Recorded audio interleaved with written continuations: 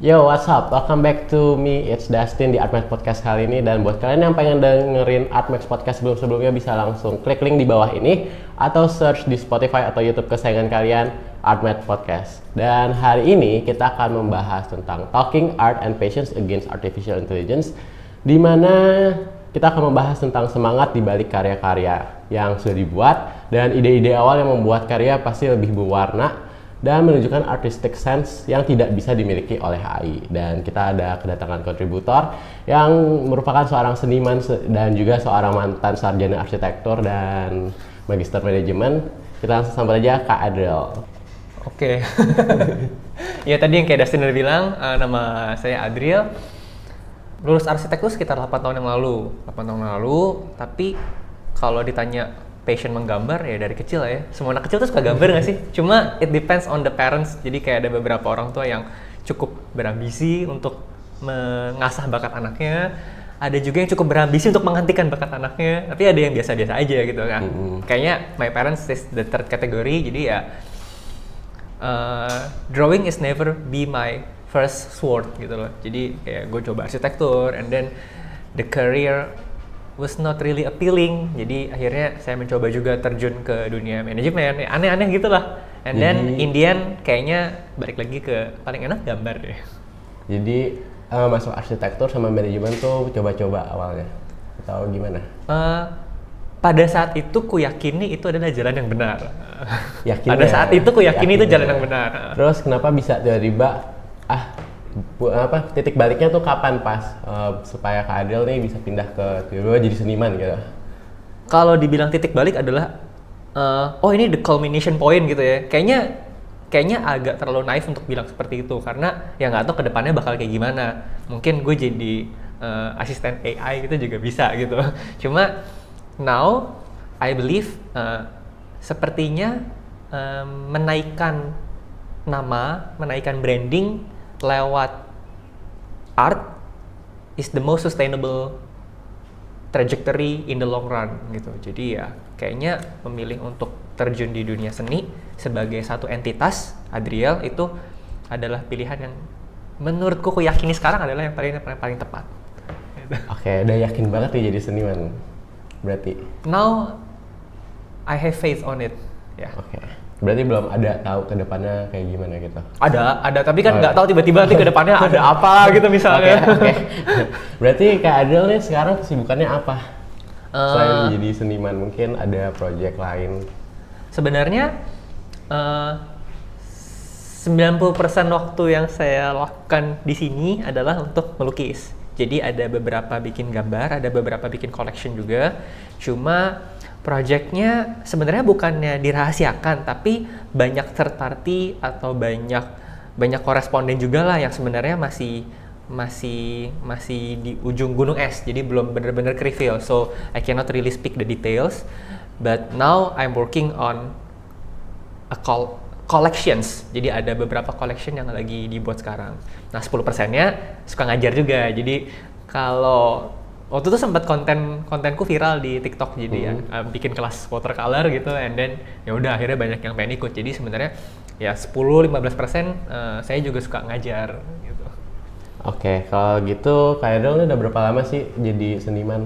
Udah menekuni bidang ini gitu? Kalau sebagai full time itu per Januari ini. Per Januari? Full time. Berarti baru? Baru. Sebelumnya berarti kayak masih part time untuk nyoba-nyoba Iya, gitu? iya. Oke. Apa sih yang membuat Kak Adel jatuh cinta sama seni lukis? Mungkin suka bikin kali ya. Emang dari dulu tuh suka bikin. Jadi even when I'm doing architecture, proses bikinnya tuh enak gitu loh. Jadi proses bikin bangunan tuh bentuknya lonjong, bikin bangunan tuh bentuknya bulat terus dipotong gitu tuh ada certain dopamine yang rilis ketika kita lagi bikin itu. Oke.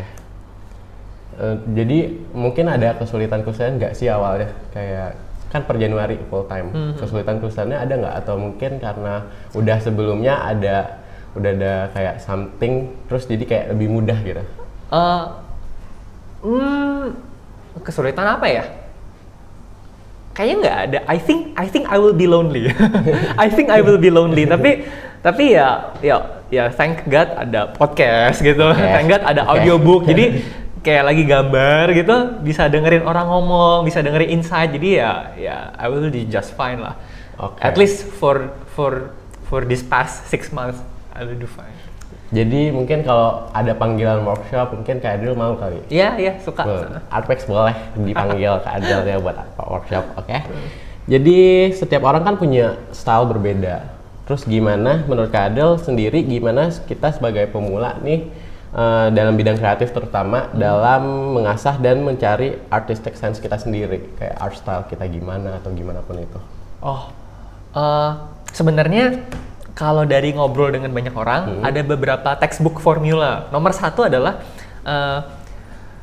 jujur dengan diri sendiri. Itu sering banget kan dengar ya, jujur dengan diri sendiri. Jadi when we create something, it's based from our hearts. Bukan dari yang bagus tuh gambar ikan loh, yang bagus tuh gambar kuda loh gitu. Tapi emang bener pengennya tuh gambar apa, itu yang digambar. Nah tapi saya punya teori yang kedua. Artistic sense itu bisa diberikan through cognitive layer. Jadi ketika ada silabus yang mengatakan bahwa ini tuh bagus, orang tuh bisa subconsciously sadar bahwa oh ini tuh keren.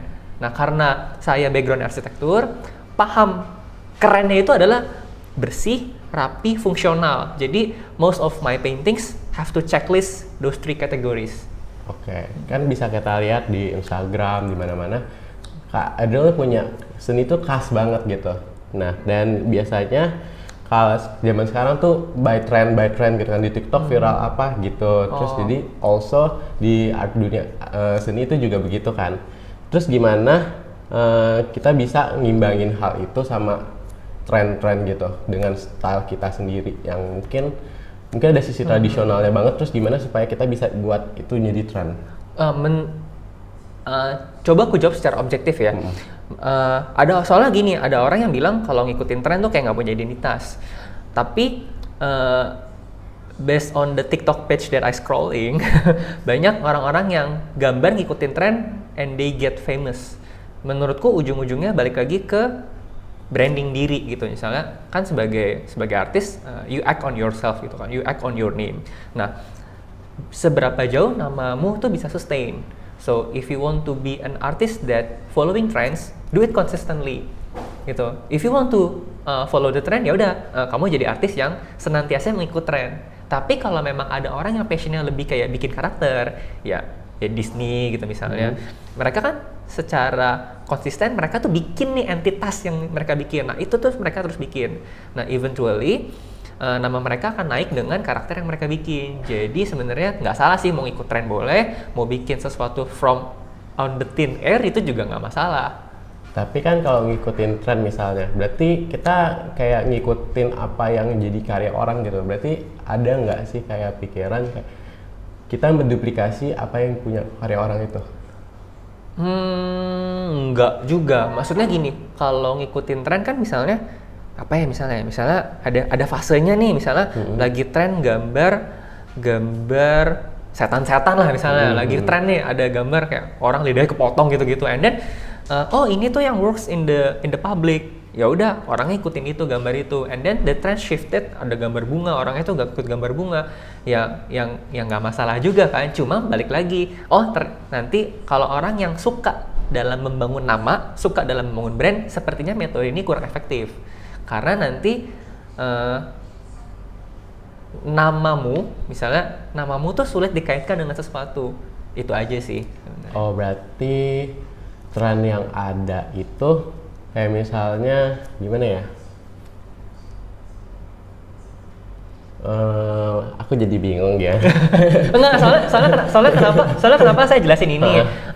Soalnya ada banyak orang yang cerita kalau kamu kalau ngikutin tren kamu nggak akan sukses gitu loh. Kamu kalau ngikutin tren dong kamu cuma jadi pelukis karbitan gitu misalnya. Tapi now TikTok tuh yang followernya jutaan tuh mereka ngikutin tren. So this formula actually works, right? Gitu. Tapi ada juga orang yang sustain secara lama. James Jean, Kaws, Walt Disney ya, the legend lah, Hayao Miyazaki, itu kan mereka emang bikin karakternya sendiri, and then dia also sukses gitu. Jadi kalau memang suksesnya mau berdasarkan nama, kayaknya kita ikutin old master nih. Tapi kalau kita mau suksesnya based on engagement, kita bisa ikutin tren. Gitu. Berarti bukan berarti tren itu ngikutin jiplak ke jiplak gitu, berarti tren ada untuk mereka ngikutin tapi by their styles gitu. Iya juga, saya bilang gitu. Oke. Jadi apakah ada pesan atau inspirasi tertentu yang ingin Kak Adriel sampaikan kepada orang-orang melalui karya seni Kakak? Bagaimana Kak Adriel berharap passion Kakak dalam seni lukis dapat berpengaruh ke orang lain?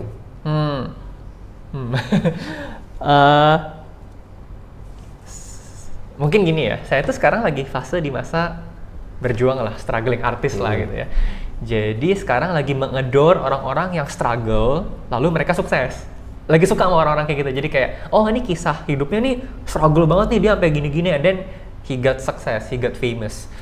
Nah, jadi karena emang suka dengan romantisme struggle with passion, hal-hal itu yang sekarang saya envelope dalam karya-karya. Gitu. Jadi kebanyakan kalau my past collections is called Mantra, yang kemarin pameran di Tirto di Puran Jogja, itu yang namanya aja udah mantra gitu ya. Mantra tuh kan daily dose of mantra gitu. Jadi lebih kepada projection diri. Oh, saya mau seperti ini nih, makanya saya gambarin kayak gini gitu. Jadi lebih kayak mengemas naive ambition sekali ya dalam bentuk karya. Jadi berharap orang-orang yang punya ambisi yang sama, punya kesusahan yang sama, punya struggle yang sama bisa relate dengan lukisan-lukisan yang aku buat. Oke, terus kita kan sebagai dunia kreatif nih pasti punya kadang muncul imajinasi, misal mungkin lagi duduk ngelihat di pikiran kita ada naga terbang, gajah terbang, what else gitu. Gimana? Terus pas kita realistis sih kan itu nggak sesuai sama harapan kita, itu gimana supaya kita punya imajinasi, terus gimana caranya supaya kita develop itu untuk jadi sebuah hasil yang kita harapkan direalisasikan. Sesuai dengan otak awal gitu ya. Sebenarnya soalnya kan kadang kalau kita gambar kan udah gambar, tapi kok hasilnya kayak nggak sesuai sama apa yang ada di pikiran kita gitu. Oke. Sebenarnya saya suka mengkritik diri saya sendiri atas pertanyaan barusan, karena saya tuh orang yang terlalu kalau ada deviasi dari visi awal tuh paling suka bete gitu. Jadi sebenarnya ya sebenarnya ini nggak baik juga sih kadang, soalnya saya dapat beberapa banyak insight dari seniman lain kayak ya udah berkarya aja jangan bebas, hasilnya let it be a surprise gitu loh. Tapi saya tidak suka kejutan. Jadi harus inline dengan visi awal gitu. Jadi untuk menjawab pertanyaan barusan, sebenarnya saya suka pakai kayak bantuan teknologi gitu. Jadi kayak misalnya udah setengah jalan, karyanya difoto, terus di Photoshop. Oh kurangnya di sini gitu. Tapi balik lagi ke media yang dipakai. Kayak kalau watercolor kan adjustmentnya nggak bisa terlalu jauh. Tapi kalau oil bisa ditimpa, bisa dimodif. Lagi tengah-tengah mau beres juga bisa diganti. Gitu. Jadi saya suka pakai bantuan teknologi juga sih buat mengadjust apakah visinya sudah sesuai di awal sama di akhir. Tapi kan didigitalin, terus berarti nanti abis didigitalin dan sesuai sama yang di pikiran kita, berarti itu nanti digambar lagi dibenerin lagi. Jadi lebih kayak alat bantu sama corrective tools gitu. Oke. Terus tadi ngomongin ada watercolor, ada oil paint. Teknik apa yang paling kakak suka? Sama-sama suka. Bukannya berusaha untuk berbicara diplomatis ya, tapi emang watercolor is fun. It's very strategic tools. Jadi watercolor tuh kayak ibarat lagi bikin The Crafts ya, sequence-nya nggak boleh salah gitu. Tapi dia cepet kayak 3 menit jadi. Nggak 3 menit ya, maksudnya 3 menit itu The Crafts gitu ya. Tapi kalau watercolor tuh cepet kering lah, cepet jadi. Tapi habis beres udah nggak bisa diapa-apain lagi. Oil on the contrary itu media yang window of exploitation itu gede banget, kayak mau apa aja bisa, mau tambahin pasir bisa, ya kan, mau apa aja relatif bisa, there is no limit to it, tapi limitnya balik lagi ke waktu, gitu. Jadi if I want to be more lebih mau eksplorasi, biasanya mainnya ke oil, tapi kalau misalnya mau strategis, udah tahu langkah-langkahnya nih, mainnya watercolor aja. Oke. Terus ada karya nggak yang paling berkesan buat Kak Adriel? Sekarang lagi ngerjain karya judulnya Painted Skin, belum bisa ditunjukin. Sama satu lagi namanya Cloud Pillar. Jadi Painted Skin ya nanti kalau karya udah beres nanti aku tunjukin. Mungkin itu bakal dipublikasin ke pameran atau kayak gimana Kak? Berharapnya di pameran, tapi siapa tahu kalau pengen bikin konten gitu ya mungkin bisa juga tunjukin. Oke. Terus ada nggak sih kayak ada sekarang kan lagi bikin, terus ada nggak ke depannya udah ada ide jarak jauh belum yang kayak nanti abis ini gue mau bikin kayak gini, mau bikin ini. Namun sampai sekarang belum kesampaian. Sebenarnya ada dan bukan berarti belum kesampaian ya maksudnya, tapi emang nunggu giliran aja gitu. Berarti bisa ini dulu nih, abis bisa ini dulu baru coba ini. Berarti gitu. udah ada lini waktunya, timelinenya. Ya 3 bulan ke depan lah, nggak sejauh itu. Oke. Terus karya Kak Adil kan juga sempat dipamerkan di pameran. Oke. Boleh nggak Kak Adil nih sharing pengalaman kakak sebagai seorang seniman dalam mengikuti pameran? Karena mungkin kita nggak tahu pameran itu sebenarnya gunanya apa, apalagi mahasiswa gitu kan. Jadi kayak kita pameran apa sih? Cuman submit karya doang, dapat sertifikat, udah gitu. Pendapatku ini adalah campuran antara pendapat orang-orang dan sintesa apa yang kupikirkan. Sering banget pameran juga enggak. So far 4 kali pameran lah, nggak tahu itu sering apa enggak ya. 4 kali pameran, semuanya group exhibitions. Semuanya group exhibition. Ada yang 1 repot, ada yang 3 ngikut aja gitu. Jadi 3 itu ngikut aja tuh dalam artian, oh yaudah store karya nih, kirim karya, ya udah kita kirim, and then tinggal tunggu hordennya dibuka, and then pamerannya jadi. Nah yang satu ini agak repot. Jadi waktu itu ikut program inkubasi Atrium Monica Project.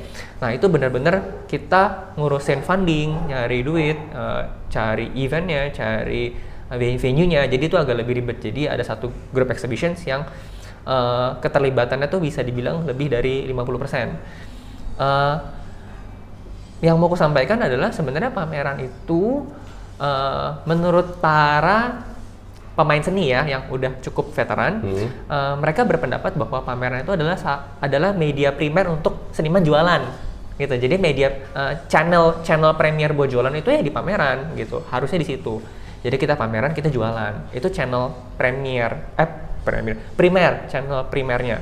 Berarti seniman jualan melalui pameran. Channel primernya menurut mereka itu pameran. Jadi kalau teman-teman mau ikut pameran tujuannya apa? Ya 2, 1 buat jualan, yang 2 buat exposure. Gitu. Dapat 1 syukur, nggak dapet pasti dapat lah satunya ya. Pasti kalau nggak laku ya exposure dapat lah gitu intinya. Berarti dijualnya langsung di pamerannya itu, bukan dia kontak kakak untuk misalnya mau custom kayak gini. Kalau teknis banyak macam. Cuma biasanya kalau pameran itu kan ini kita deep down nih, kita jadi menggali dalam ya. Jadi kalau mau dibagi lagi jadi ada 2. Yang pertama commission base, yang kedua emang kita lagi bikin collection. Kalau commission base berarti ada penunjukan, harus ini. Biasanya mereka kalau kayak gitu ada collaboration misalnya sama BTS, sama Disney gitu-gitu. Harus gambarnya gini, and then the artist interpret the brief.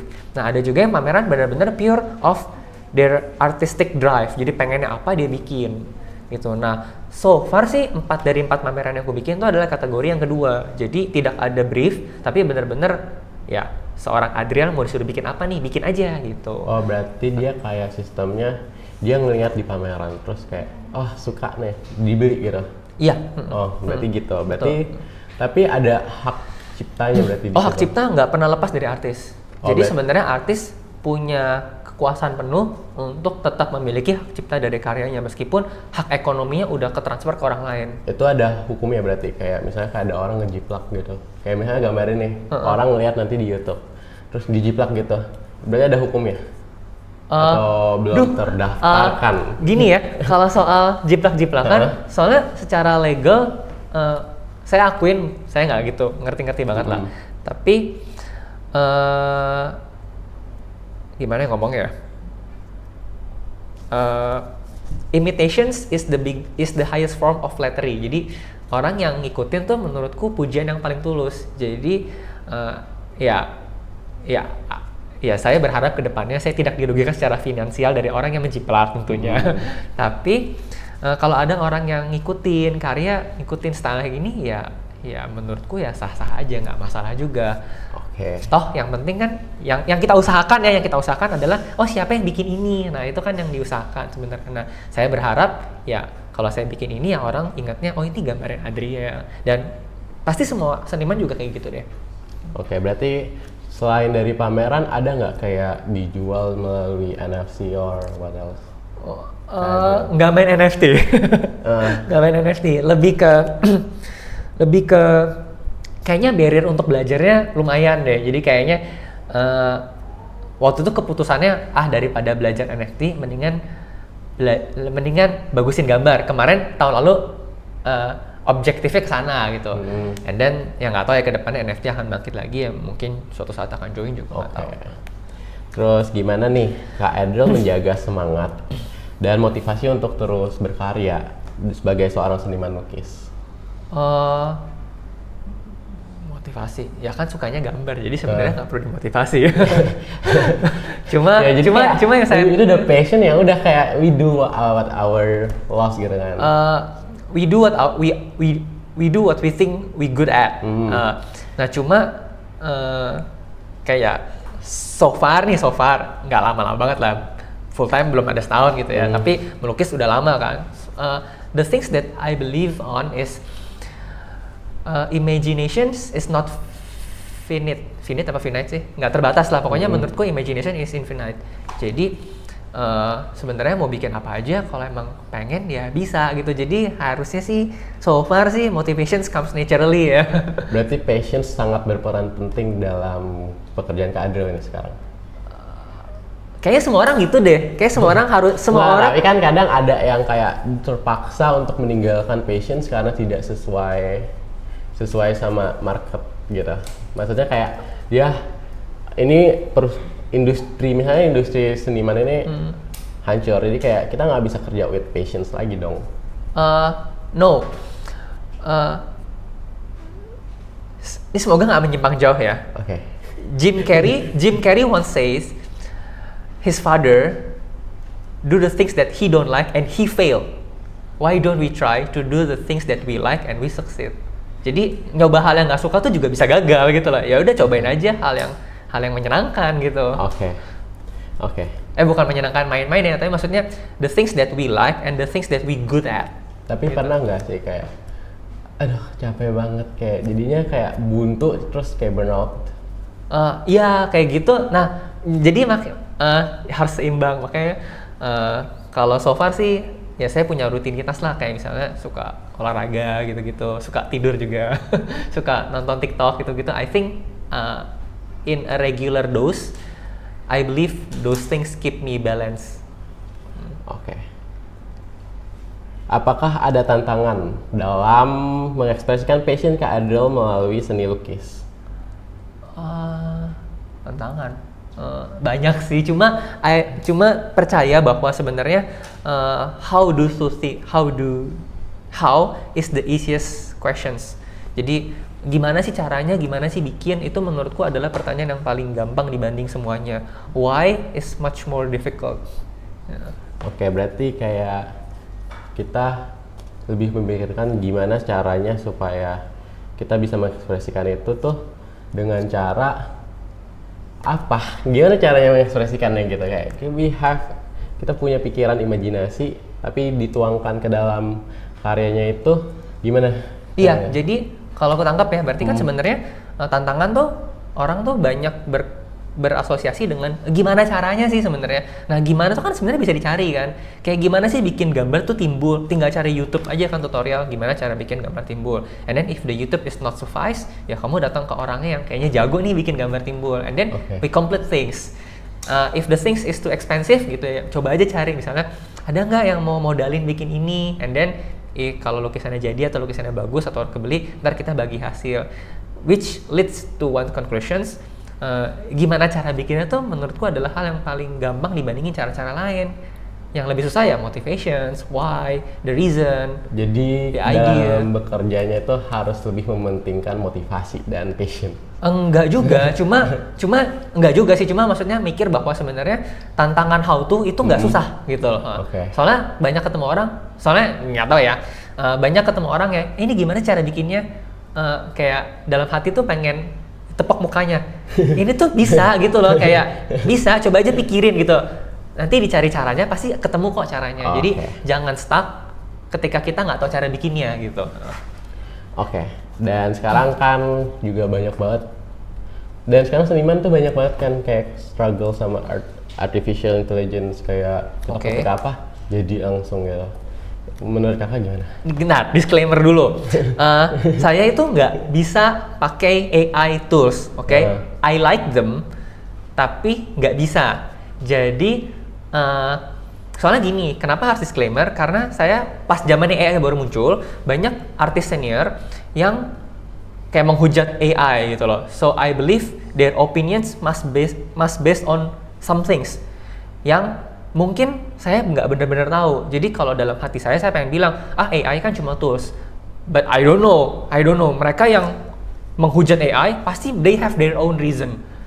Jadi so far kalau misalnya podcast yang mau ditanyakan secara publik, disclaimer dulu sebelumnya. Okay. Kalau saya itu nggak bisa pakai AI. Pengen belajar, pengen bisa, pengen jago, pengen. Tapi so far belum bisa pakai AI dan belum menggeluti industri AI. Gitu. Okay. Tapi kan sebagai mungkin ada beberapa penonton yang mungkin orang awam, kayak lebih kalau pakai AI kan jatuhnya lebih murah untuk biayanya daripada kita harus sewa pelukis dan bikin lukisan gitu. Itu tuh jadi merusak citra seorang seniman yang mungkin kayak jadi kayak seorang yang mau beli karya, mau beli lukisan tapi buat dipajang di rumah gitu. Jadi orang lebih memilih untuk, dan sekarang kan print canvas kan banyak ya di mana-mana kan. Jadi kayak ngapain sewa seniman, orang bisa bikin di artificial intelligence gitu. Jadi tinggal ketik-ketik udah. Itu gimana? Kan itu kan jadi sebuah treat buat seniman ya. Saya punya 2 jawaban. Yang pertama, saya yakin bikin AI yang bagus itu nggak gampang. Karena banyak orang bikin AI jelek. Banyak ya teman-teman saya nyobain AI pertama kali terus mereka bilang, ini mah AI susah gitu, AI nggak guna gitu. So which I think bikin AI itu nggak gampang. Berarti seniman yang mengklaim dirinya AI artis dan bagus itu layak diapresiasi. Yang kedua, if AI makes art cheaper, which means you are fight against commodity gitu. Ideally ya, ngomong idealnya bahwa sebenarnya kan kalau artis kan harus bisa membangun namanya mereka. Jadi kalau bisa berantemnya jangan komoditas lagi. Jangan berantem siapa bikin lukisan orang paling murah gitu. Tapi berantem supaya bisa bikin, ini orangnya siapa nih? Orangnya Dustin, orangnya siapa? Orangnya siapa lah, orangnya Adriel gitu. Yang sebenarnya orang beli karena ini karyanya si ini nih gitu. Jadi menurut pendapatku, if you want to despise AI, believe on one things, making AI is not easy.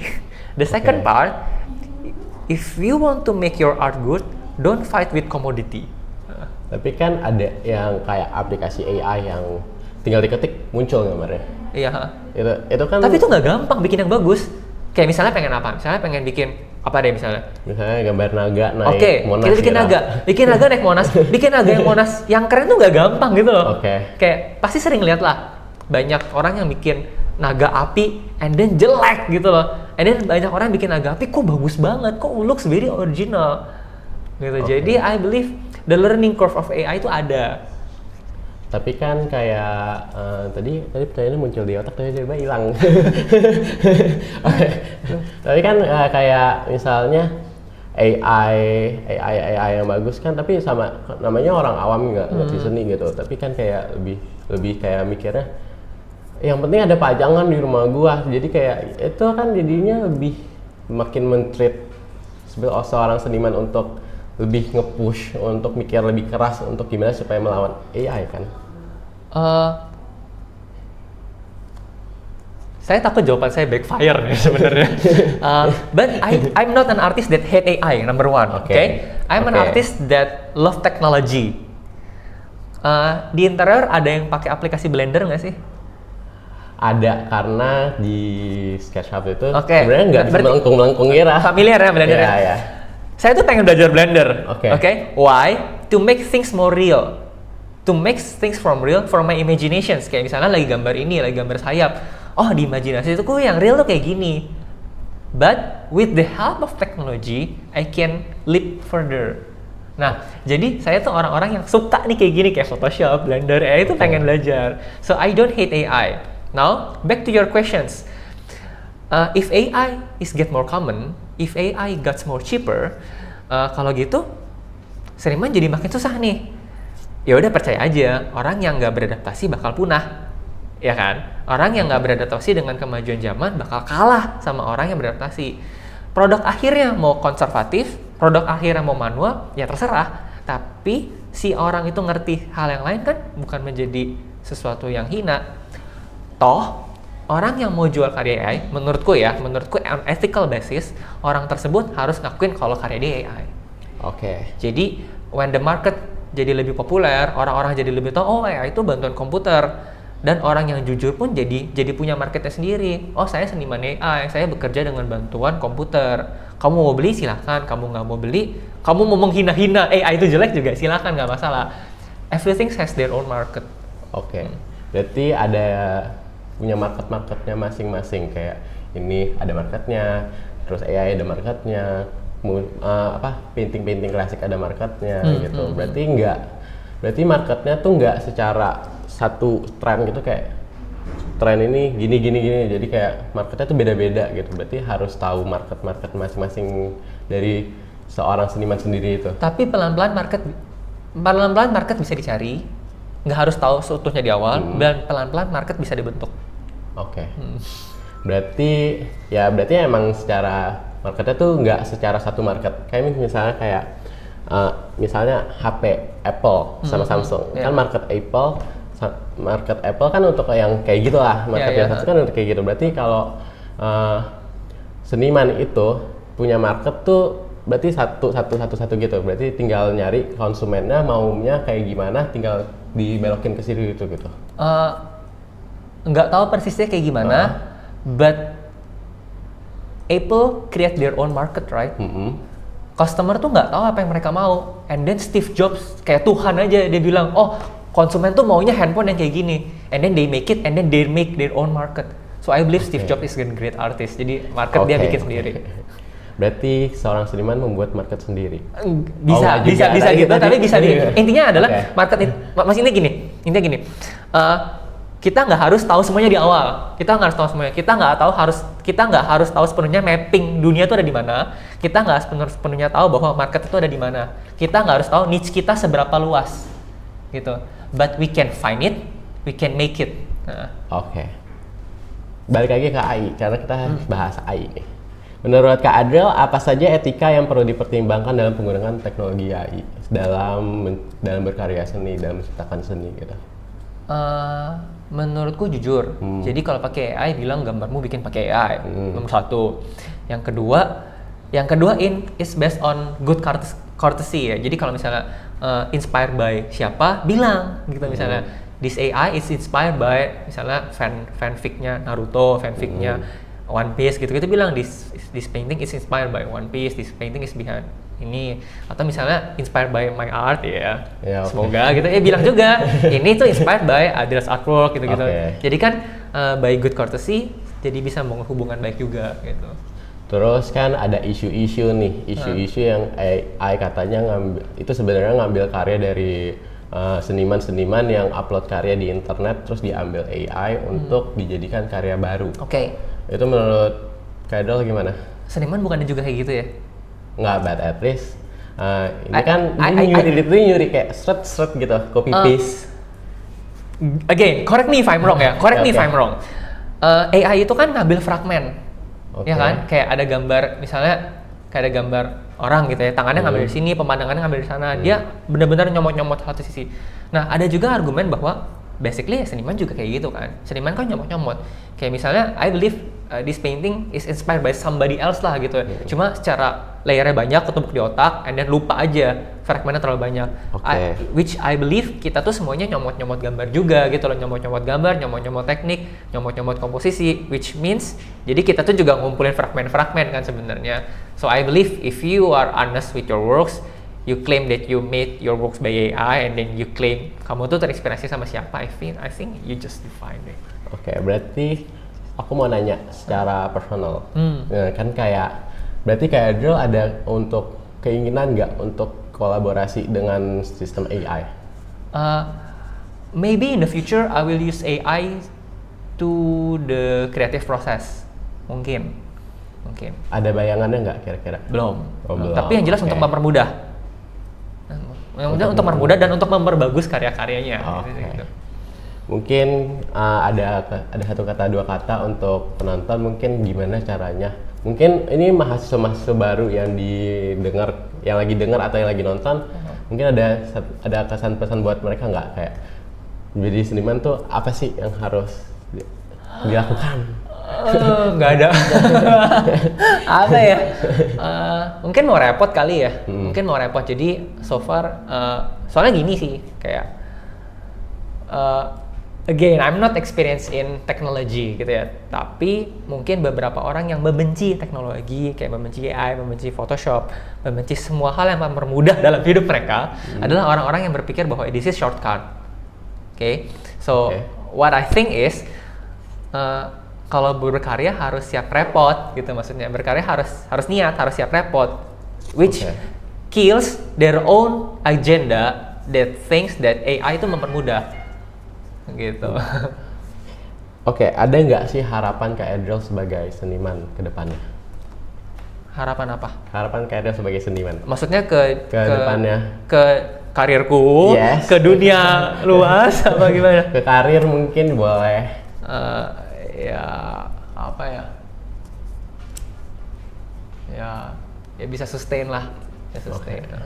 Mungkin segitu aja untuk podcast kita hari ini. Thank you buat teman-teman yang udah nonton, dan thank you buat Kak Adriel yang udah sharing. Mungkin ada sedikit keseruan di dalamnya. Thank you banget dan see you guys in the next podcast. Have an artistic day. Bye.